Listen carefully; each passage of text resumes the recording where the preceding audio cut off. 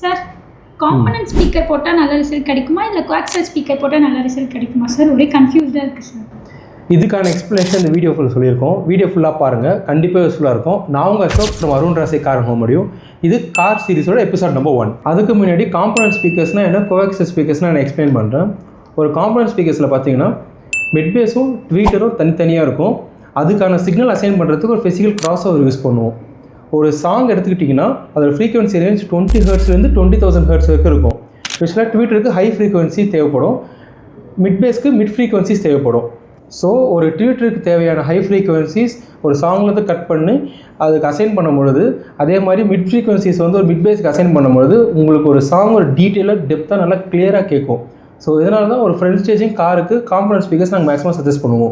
ஜென்ரலாக ட்வீட்டர் வந்து நம்ம எங்கே வேணால் மவுண்ட் பண்ணிக்கலாம். ஃபார் எக்ஸாம்பிள் காரோட ஏபியில் டேஷ்போர்டு, டோர் பேட்ஸ் கூட மவுண்ட் பண்ணலாம்.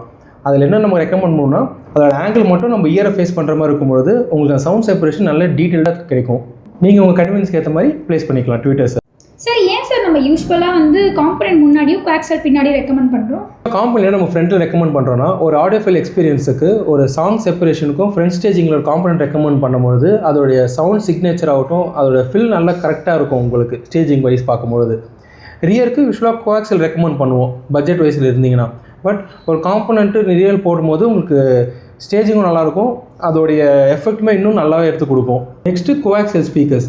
கோஆக்சியல் ஸ்பீக்கர்ஸ் பற்றி பார்த்தீங்கன்னா இது நாங்கள் ஜெனரலாக ஃபுல் ரேஞ்ச் ஸ்பீக்கர்ஸ்னு சொல்லுவோம். ஒரு 20 ஹெர்ட்ஸ்லேருந்து 20,000 ஹெர்ட்ஸ் இருக்கும். கம்ப்ளீட்டாக இந்த ஸ்பீக்கர்ஸே ஹேண்டில் பண்ணிக்கும். இதில் தனியாக ஃபிசிக்கல் க்ராஸர் நமக்கு தேவைப்படாது சவுண்ட் செப்பரேஷன் பண்ணுறதுக்காக.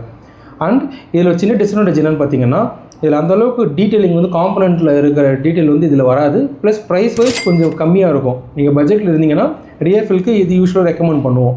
சப்போஸ் ஒரு எஸ்யூவி டைப்பில் போகிற மாதிரி இருந்தீங்கன்னா நம்ம சவுண்ட் சீரிஸ் கொஞ்சம் எக்ஸ்ட்ரா தேவைப்படும் போது ஒரு பெரிய கார் சைஸ்க்கு காம்பனன்ட் போகிறது இன்னொரு வைஸ் சஜஷனாக இருக்கும்.